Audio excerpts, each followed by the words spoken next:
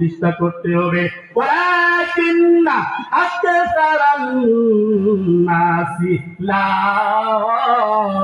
ইয়ালামুন। আল্লাহু আকবার।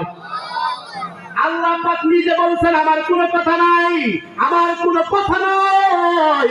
যেই কথাগুলো পয়গম্বর আখির জামানার পয়গম্বর ওহীর মাধ্যমে নিয়ে আসছেন, ওই কথাগুলো উলামায়ে কেরাম প্রচার করেন। উলামায়ে কেরাম বলেন ওয়ালাকিন্না আকসারান নাসি লা ইয়ালামুন।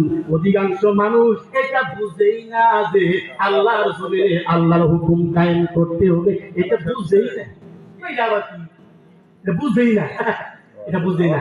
এই জন্য আল্লাহ রাব্বুল আলামিন বলছেন মানুষ বুঝবে, মানুষ বুঝবে। আমার আল্লাহ কত মায়া, আমার আল্লাহ কত দয়া। আল্লাহ পাক বলছে বুঝবে, বুঝবে। কেমনে বুঝবে? এবার আল্লাহ রাব্বুল আলামিন বলছেন রাসূল আপনি যখন কথা বলবেন মানুষের সামনে, কোরআন দিয়ে কথা যখন বলবেন, তখন মানুষ অটোমেটিকলি বুঝবে। বলেন সুবহানাল্লাহ। আমি আল্লাহকে কসম করে বলি, এখানে কিচ্ছা কাহিনী শোনার জন্য আপনারা বসে নাই। কোরআন থেকে কথা হচ্ছে বিদায় মাঠ ভরে গিয়েছে, কারণ আপনারা বুঝতেছেন কোরআন হাদিস যেখানে আমরা আছি সেখানে, কারণ এখানে শয়তান প্রবেশ করতে পারে না কোরআনের ভিতরে। আল্লাহু আকবার।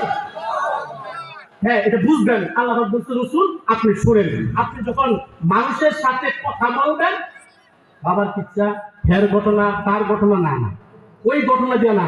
আমি আল্লাহ বলছি যখন আপনি মানুষের সাথে কথা বলবেন, কোরআন দিয়ে কথা বলবেন। আল্লাহ পাক কথাটা উঠাই দিয়েছেন। বলেন সুবহানাল্লাহ।